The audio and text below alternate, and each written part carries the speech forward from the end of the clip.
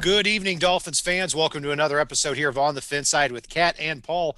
Follow us on Facebook, Twitter, Spreaker, iTunes, YouTube, iHeartRadio, all of our social media outlets, as well as finfanatic.com and the Fansided Network.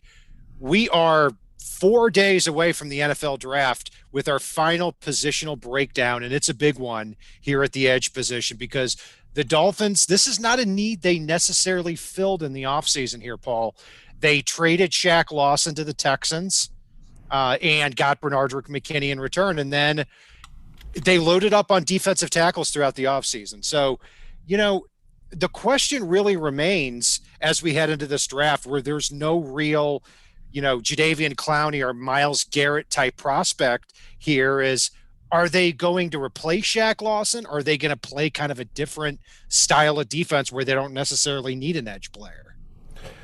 I think they're probably counting on Vince Beagle and Andrew Van Ginkel to fill a lot of that edge pass rush snap type role. Because we've got to remember, Vince Beagle, when they started utilizing him 2 years ago, was a shock to, I think, all of us, given the fact that he may not have put up the biggest sack numbers, but he put up insane pressure statistics, and I know they were counting on that going into last season. So they weren't counting on Van Ginkel for edge pressure last season as much as they were counting on Beagle. Beagle gets hurt. Van Ginkel starts coming in and stealing snaps from Kyle Van Noy and Shaq Lawson coming off the edge. So having the two of them in that pass rush role and the fact that Miami has that positionless defense, I don't think they're going to put as heavy of a premium on it as we might, but it's possible. Yeah, I mean, Vince Beagle was good value getting back for 1 year, under $1 million, getting kind of a bounce back type season. I think he's a bonus at this point, given and that for getting rid of Kiko Alonso alone, it was worth it. Oh, that's true. Yeah, that's already value on that. But yeah, he was. It's a shame he got hurt when he did because he was turning into a good player, and then Van Ginkel came in and probably played even better than he did. So, I don't think that the Dolphins traded Shaq Lawson just to turn around and try to get another Shaq Lawson. I think they're trying to do something different, filling his spot. And it may factor into the players we're going to talk about. It may not. I think another player that may enter the conversation at 18 is Christian Barmore, the defensive tackle from Alabama, because he played defensive end at a 3-4. And he was Raekwon Davis's teammate at Alabama. And, it kind of fits that same mold that Brian Flores is looking for. But we're not going to talk about him today. We talked about him in the defensive tackle segment. When I look at this class, it is one of the more interesting positional groups that I've seen in a long time because you don't have a top 15 prospect in this draft. I mean, someone may go top 15, but you don't have a clear-cut top 15 guy. But you may see 9 or 10 players drafted between pick 16 and the end of the second round. It's highly possible. And then pass rush is such a weird thing because depending on the flavor of your defense and what you want to do, it's kind of like defensive tackle for me where there are always a couple of guys that are sitting out there towards the end of the draft or even the undrafteds that if you're looking for a specific role, you can really do a lot of fun things in the back half of the draft with positions like edge and defensive tackle, especially if you've got a heavy rotation and you've got specific roles for people. Yeah, absolutely. So let's take a look at the class here. And one thing I keep telling myself too when looking at who might be a good fit for the Dolphins is the overwhelming theme with the Dolphins at edge, just like it was with the Patriots defenses, a saying that I don't know where I heard it from. I think I've heard it several times is the worst place for a defensive end to be is behind the quarterback in this type of defense. In that if you have a defensive end rushing around the edge, like that wide 9 that the Dolphins had for so long with Robert Quinn, with Cameron Wake, in this type of defense, that doesn't fly. Don't get me wrong, Cameron Wake was a phenomenal player, but this defense calls for a different type of pass rush. You need to be able to go through the offensive tackle, win on the inside, and beat people up front for the opposing offensive line. So that's going to be a big thing here. And if they get an outside speed edge rusher, like a few of these guys in this draft, Paul, it may be a symbol that they're looking to do something a little bit different with this defense too, if that makes sense. It does, and I'm going to differ slightly as far as my thoughts there. I think Cam Wake and the way he played can fit in this defense because he didn't round out his rush routes very often. He went about as deep as the quarterback, which is about as far deep as you can go in this defense, and kind of rode the tackle in. If you're one of those guys that rounds it off, yeah, you can't do that.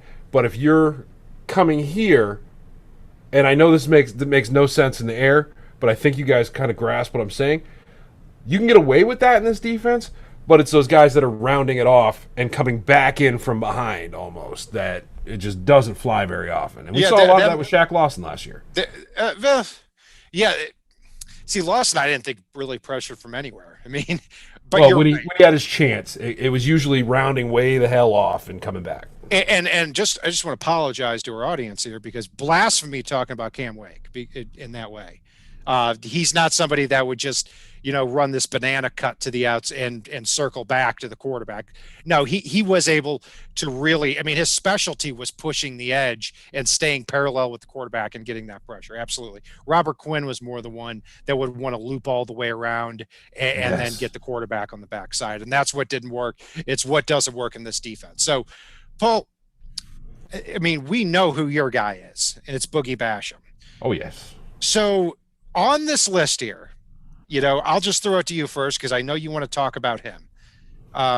Where does he rank among this group of edge players for you? As a fit for the Dolphins, I'd go with fourth. Okay. Jalen Phillips, Gregory Rousseau, and Jason Owe I have ahead of him as far as that goes. Got it. I'm really close with Basham between 4 and 5. And because really I've got two defensive ends who are clearly above the others. And really in this class here, two defensive ends who I think are solid first-round picks. Number one is Jalen Phillips. I have him far above everybody else. Look, I understand he has the concussion history, and it's important that medically he gets cleared, because if not, all this is a moot point. But when I look at him, I see a star player at the defensive end spot. He's somebody that has incredible body control, is able to win on the outside, the offensive tackle, as well as getting back to the inside. He's physical. He's an unbelievable athlete. He was the number one high school recruit in 2017 for UCLA before transferring to Miami after having the concussion problems. And you look at the last 4 games in Miami, he was dominant. I mean, 6 sacks, 11 and a half tackles for loss in the last 4 games. And in the post-draft process here, I mean, you look at the measurables, runs a 4.56, 36 vert, incredible numbers really across the board, showed he looked the part. So I really think that if the concussion issues don't come back, you've got a star player here. And that's why I've got him 9th on my overall Dolphins board. And, I think we've both got Jalen Phillips in a decent spot on our overall Dolphins board. I wouldn't be upset with him at 18. He's not necessarily my target.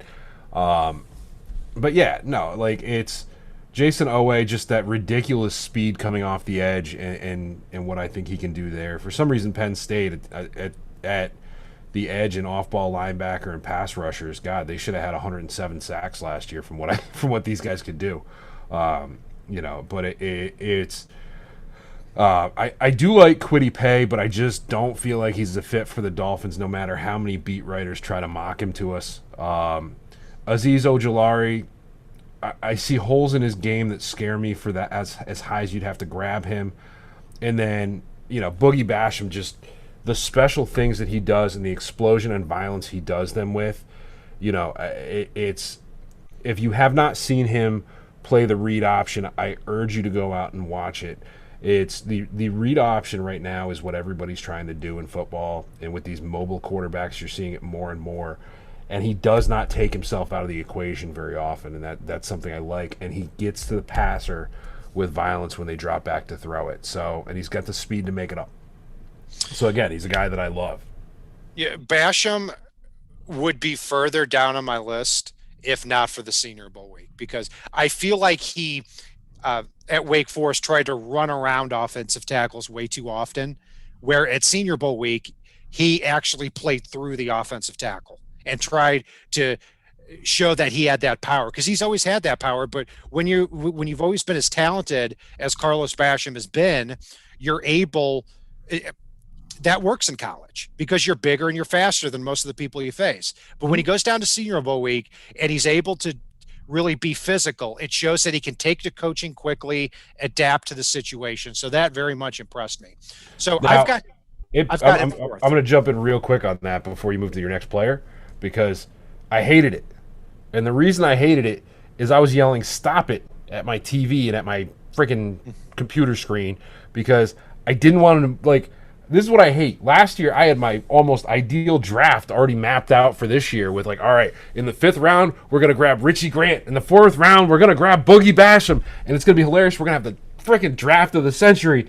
And then they're all moving up here into this bottom end of the 1st, beginning of the 2nd round, and I freaking hate it.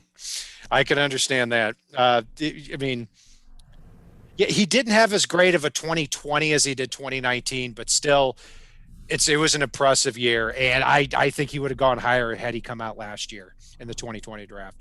So Jalen Phillips for me is number 1. Azeez Ojulari is number 2, but with an asterisk in that he's 6'2", 249 pounds, but he plays much bigger than that. He plays with heavy hands. He has great pass rush moves, unlike a lot of these other players in this draft at edge other than Jalen Phillips. My thing with him, though, is he going to fit this defense in that? Because Brian Flores and Josh Boyer ask the edge players to do a lot of different things. You can't just be a 6'2", 249-pound edge rusher and be playing with your hand on the ground. You have to be able to do a lot of different things. One comparison I've seen with Ojulari is Joey Porter, and that makes a lot of sense because of how violently he can come off the edge and play with such power and convert that speed to power for his size. So I would be intrigued if the Dolphins picked him at 18, and he's been mocked I'd say the consensus mock pick right there for the Dolphins at number 18, but I'm not quite sure if he fits this defense. Yeah, I don't feel he does, and I guess I'm going to use your word. I'd be intrigued as well. It's one guy that I do like a little bit moving into round 2 or 3 would be Joe Tryon out of Washington. He is not the fastest player on the field. We saw way too many 4.3s this year that have me a little bit skeptical. But he's a guy that's been on that watch list as far as a pass rusher goes for, 2-3 years now? And really, to see him ranked as low as he is on a lot of these boards behind guys like Asai, who I like, is surprising to me. And I think he might be there a little bit later based on all these guys in front of him. I really like Joe Tryon too, and this may be a hot take. You can take it for what it is. I have him over Kwity Paye, and the reason for it is because of how physical he is at the point of attack. He is he is sculpted from head to toe. He can take on the offensive tackles at the point of attack, and kind of my problem with him a little bit, though, is he takes on those offensive tackles right at the point of attack, and then he tries to get around them. And I don't think that's something that's going to work at the NFL level. So he's got to figure out a different pass rush plan to be even more effective. But I do like him more than Kwity Paye. I like him more than Joseph Asai. And the reason for it is that, to me, Kwity Paye and Asai in the NFL are going to have to win strictly on the outside. They're going to have to line up wide, and they're going to have to beat the offensive tackle with their speed. And Again, not something I think fits this defense. And a lot of people will say with Kwity Paye, no, he can stop the run. No, he can move inside and pressure that way. And he can hold his own there. Yeah, he can for being 6'2", 260. But can he do it well on the inside? Can he stunt in well on the edge? I don't think he can, Kwity Paye. So that's why I've got him much, much lower than some of these other defensive ends here. Joseph Asai, the comparison I made with him is Tack McKinley, the guy that was on stage and broke all the FCC rules by basically. It's my grandma. Yeah, it's my grandma. Yeah, followed by 3 F words. I love it. I love my grandma. In other words, I can't say out here. My grandma. He had 15 seconds on ESPN, and he cursed more than everybody for 20 years combined on ESPN. Dude, it was worse than Eddie Murphy Raw. Watching him. But the reason I make that comparison is because I see him winning beautifully to the outside with speed rush, and he's got nothing else. It's speed rush with effort. Speed rush with effort. That's it. And I don't think that's going to work in the NFL level. I see him more as a third-round pick. So that's why I've got Paye and I've got Osai rated below most of the people in this class. I'd take Osai before I'd take Paye. But it's Paye, I can't in good conscience put him anywhere on my board because he's just not a fit for Miami. I think he might have a good career somewhere, but I just don't think he's a fit. I think he has to play in primarily a 4-3 defense, pin his ears back, and get to the quarterback. That's what I think he needs to do here. You know, and even at Michigan, he never took over football games. You know, he's not somebody I saw as a dominant player, and he played a lot of football in Michigan. And I was always I saw the twitchiness everybody else sees. I saw the athleticism, but 18 would be far, far too rich. But it shows how deep this defensive end class is when I would be okay with him in the second round, because I do think he's a good football player. But probably late in the second round, in which at that point it's kind of pointless to even talk about because he's going to be far gone by that point. Yeah. Now, another guy I think is very raw but could still produce early is Jordan Smith out of Auburn. And my notes. What's that? UAB? Yes, UAB. It's in my notes here. Let me pop this open for a second. I got too many windows open, guys. I apologize. He's tall, he's lean, he's a bendy pass rusher. He's got good speed off the edge, and he's got some moves to get inside or outside there. And really, he pushes the tackle back while rounding, which we talked about a little bit before. And that's something I really like here.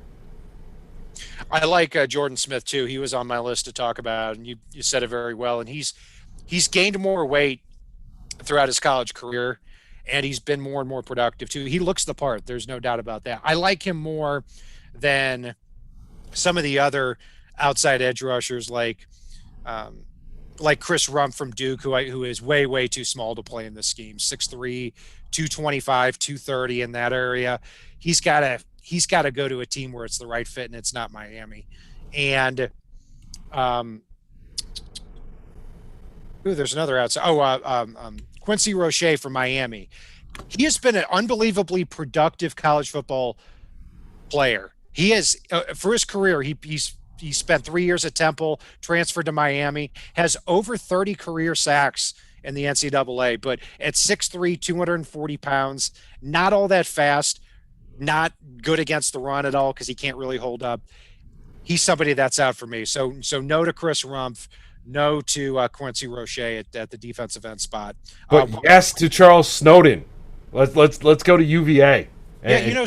Snowden is one guy in here that's really that really tall, thin, fast defensive end linebacker tweener. I do like him too.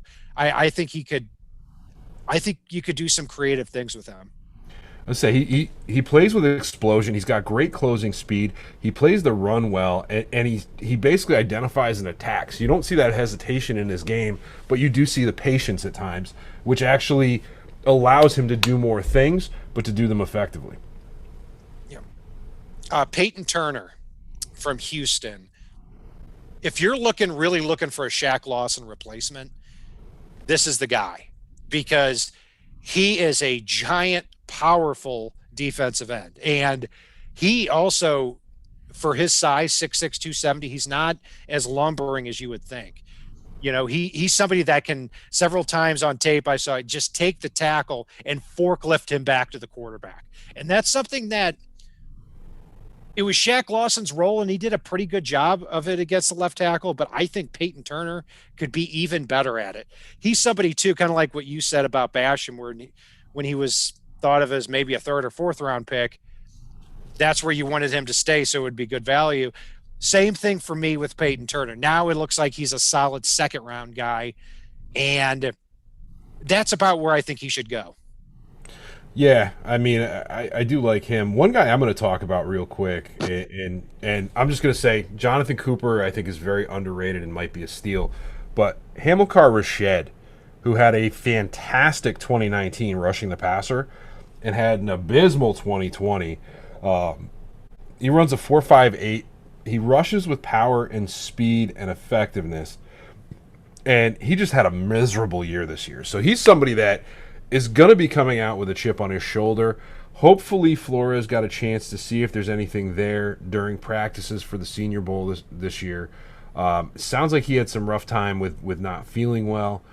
I don't know exactly what happened, but he might be somebody that's there in the 5th or 6th round that Miami could sneak in and steal, that even if you're going to just use him situationally on the edge, can come in and do some fun things with low expectation and like I said before, a huge amount to prove here. He had a terrible last year with Oregon State. He did. He basically came back to school, and it was almost like I watched him in a few games because I was really excited. And it was almost like he didn't try. Yeah. I didn't quite get it with him. One thing I do like about him, though, as far as his traits are concerned, I think he's better as an off-ball linebacker, almost completely, because he can move well in space. And I like that about him. So, yeah, if you're talking 5th, 6th round, hope he can regain some of that he had in 2019, then I think that's certainly worth the risk. But for our person in chat that mentioned Jonathan Cooper, absolutely. Jonathan Cooper is among a group of several of those defensive ends who are kind of those, not so much D-tackle, D-end tweeners, but more those stay-at-home defensive ends, kind of like Derek Shelby, Kenny Mixon from the past, who were able to be that stay-at-home defensive end. I think Chauncey Goldston from Iowa also fits that. Dalen Hayes from Notre Dame is somebody I'm really high on. I think every time you watch him, he's quick, he's instinctive there between the tackle and guard, and I think that's going to appeal to Josh Boyer and to Brian Flores too. And Victor Dimukeje from Duke. I think it's Dimukeje. Dimukeje, thank you. He fits that mold too. Cameron Sample from Tulane was a monster during Senior Bowl week, and he's really high on my list too. Dalen Hayes and Sample are two players that, if the Dolphins don't satisfy the edge in the first 2 rounds, you get down to the 3rd round, I would consider Dalen Hayes and Cameron Sample there at that spot, because I think they could really get on the field for a lot of snaps. Now, when Miami gets to the 7th round, there is a possibility that Shaka Toney out of Penn State is going to be on the board, believe it or not. And you want to talk about some tremendous value and upside. Shaka Toney was so much, like, he's one of those guys, we've talked about it in other positional previews, but he's one of those guys that just feels like he slipped through the cracks, and you can't quite figure out why he's ranked as low as he is on so many boards out there. Because, yes, is he a little bit undersized for this defense? Absolutely. But he just has a knack for getting into the backfield. He's got 4.51 speed, I believe it was. And really, he plays clean and just flies under the radar. So he's another guy that I would really love Miami to take a shot at if he's there. Yeah, he flies off the edge. I don't know if he'd fit in the defense, but if you get to the 5th, 6th, 7th round, that's a different story. I mean, you're taking flyers at that point. Janarius Robinson and Josh Kando from Florida State. These Florida State guys, I tell you what, it seems like every year they've got 4 or 5 guys who are just absolute monsters at their position.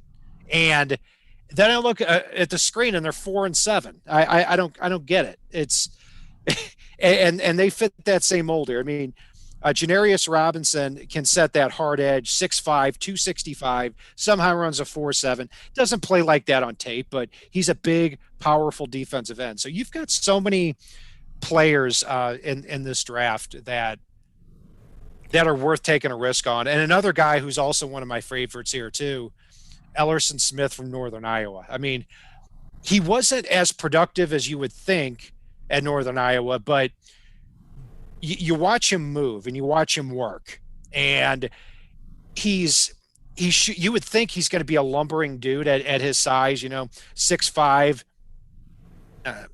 Gosh, what is he here? Excuse me, 6'6", 252 pounds. You would think he'd be a lumbering guy who can't move. He moves unbelievably smooth at the defensive end spot. Long arms, uses those hands well, but needs to be a lot more refined there on the edge as we go. But he went to Northern Iowa, so you're expecting him to be a little bit of a project. If he's there in the 5th round, that's somebody I would really, really like there. I think people are sleeping on him a little bit. And every time you said one of these deep cuts, I'm like, don't take my guys. Don't take my guys. One of which I think I'm surprised you didn't. One of which I would have been shocked if you did. The first one is going a little bit far down in the competition level, but Taron Jackson out of Coastal Carolina. The more of his tape I watched, what I've got here, great moves, great size, great effort, love him. And he's a little bit developmental, but I don't think as developmental as people would think. I'd be interested to see him at a higher level of competition. And then we're going to go to Seafoam Stadium in St. Paul, Minnesota, to the Concordia St. Paul Golden Bears, which I'd have to look. I didn't look this up, and I apologize. I don't know if they've ever had a player go to the NFL. If you go to their college website, it looks like an advertisement for a kid's basketball camp. It's just, their little teeny stadium is the pride and joy of just about every sport they have. And, but if you watch Chris Garrett, he is ridiculously raw. He runs a 4.88 40, and he plays faster than that. He plays with a high motor. Every play you see the effort. He's got a lot of moves, and the tools are there. He definitely needs some development, but if you've got a guy that you can move around in this positionless defense, have him grasp that, he's one of those guys that could come from all over the place and possibly do so effectively and have the moves and tool set to do so effectively early, that he could be a lot of fun in this defense, and you can probably steal him undrafted if you let him slide, or possibly even with that last 7th round pick if you still have it come day 3. And they did have a player drafted in 2014 in the 6th round to the New England Patriots. His name was Zach Moore, who was also a defensive end. So they've had some undrafted free agents on other teams too. So you always learn something new here on this show. I'll have to keep an eye on Seafoam Stadium in St. Paul, Minnesota, and the Concordia St. Paul Golden Bears more often then. Yeah, the footage looks like a snuff film. You probably don't. Yeah, they don't even have a scoreboard. They just hold up cards. Yeah, they just play for effort. Gosh, there's so many guys we've talked that just to run through here. I mean, and we've run through a lot of them. Whether you call him a D end or a defensive tackle, Deo Ediingbo from Vanderbilt is somebody that may have been a 2nd round pick. He is unbelievably twitched up for his size. Vanderbilt moved him all over their front. They used him at DN. They used him at stand-up linebacker. They used him at nose tackle even. And he was looking like a really good prospect. Unfortunately, got hurt at the end of the year. Season-ending injury may fall into next year too. So if he's there on day 3, I think he's going to be an interesting developmental project for somebody. He's a fantastic athlete. So who haven't we talked about here? Ronnie Perkins. I got one we haven't talked about. No, go ahead. Chauncey Golston out of Iowa. Now, this is gonna. I'm going to say I had a little bit of prejudice here, even though I do like the tape on him. I struggle looking at an edge rusher with the last name Golston. It's having watched Vernon Golston and just feeling disgusted watching his play, not just in college but at the pro level. It's very hard for me to see a pass rusher named Golston and not just immediately go, ew, just ew. And it's different unfair. spelling though. Different spelling. Doesn't matter. It's still a Golston, and you still go gah. But if you put that aside, he is a far better edge player than what we saw from that first rounder years ago of the Jets. It was just ridiculously bad. I mean, just always a disappointment. And he's going to be there in probably the fifth round. And he's somebody that I think is going to turn some heads. He's got decent speed. He's got power and size. And I think he put up 22, 23 reps on the bench. So he's going to be able to do some things off the edge, and he's got good size. And if the Dolphins manufacture, make a trade and get themselves another 5th, 6th, 7th round pick here, I mean, there's going to be so much talent here at the end of the draft, which you really can't say for a lot of other positions here. So really who I'm just out on, both of the Pittsburgh defensive ends I'm not a fan of. They went to Senior Bowl week. They were terrible. Rashad Weaver, I watched 2 games of him on tape. I turned it off. I was not impressed. I mean, to me, he's a complete finesse defensive end who put up some good numbers by smacking around very bad college offensive tackles. I don't see anything in his game that translates. I don't think he has many pass rush moves, doesn't do well against the run. I'm out on him. And Patrick Jones, I liked at the beginning because I thought he was bigger than what he actually is. He's 6'4", 260. Bad at the Senior Bowl too. He couldn't turn the corner to save his life. So bad at football, just those 2 little things. He was productive, but yeah, he's not going to be a good NFL prospect. So out on those 2 guys.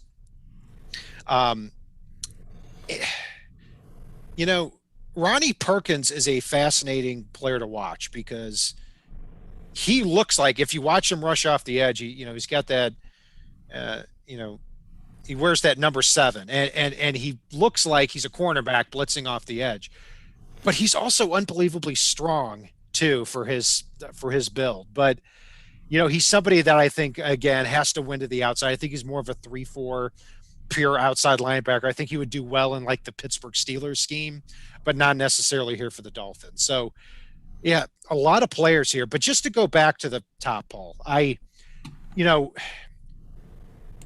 where I would have to rank them if I had to go like say 1 through 9, because that's really how you have to do them here, is Jalen Phillips 1, Azeez Ojulari 2, Jason Owe is 3 for me because I think schematically he is the best fit in this defense. Didn't get a sack last year, but he did create a lot of pressure and is an unbelievable athlete and just started playing football when he was 16. So he's number 3 for me. Then I've got Boogie Basham at 4. I've got Gregory Rousseau at 5. Joe Tryon at 6. Peyton Turner at 7. Kwity Paye at 8. And that's when things start to thin out a little bit. So I'd say I've got Jalen Phillips at 1, Jason Owe at 2, and you know what? I've changed my rankings a little bit while we've been sitting here. I'm going to put Boogie 3 for me. Forget 4. You better. We're going to put Boogie at 3, and I'm going to piss off the U fans and take Gregory Rousseau down to 4, which, God forbid, I have 2 U guys in the top 4, and I'm going to piss some people off, but I'm okay with it. Joe Tryon's probably 5, Ojulari 6. I'm not putting Kwity Paye on there. I am standing on this hill and I'll die here. Kwity Paye is not a fit for the Dolphins. Sorry. I agree with you. I mean, I think stylistically he's not a fit. I understand why people are putting him at 18 because of the character. And, he was productive at Michigan, but he wasn't dominant. And I think Paye's a good player, but I've always had him as like a 2nd-round pick.